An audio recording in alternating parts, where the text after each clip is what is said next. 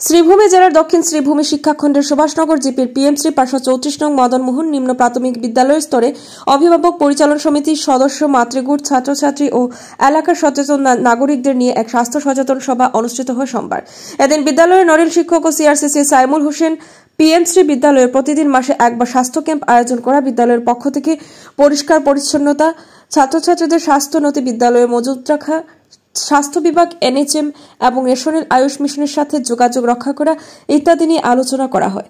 স্বাস্থ্য সচেতনতা সভা হেলথ ক্যাম্প পরিচালনা করেন কচুয়াদাম ব্লক পিএইচসি ও Shrigouri CHC doctor Matiur Rahman, doctor Sumaiya Akter, Nizam Uddin pharmacist সহ অন্যান্যরা। এছাড়াও সহযোগিতায় ছিলেন বিদ্যালয়ের প্রধান শিক্ষক রূপক চন্দ্র ও সাইমুম হোসেন।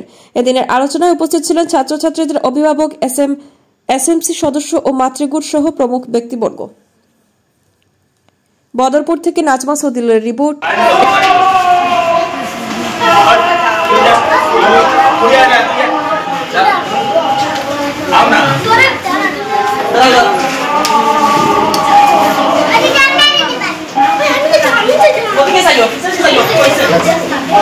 বাবা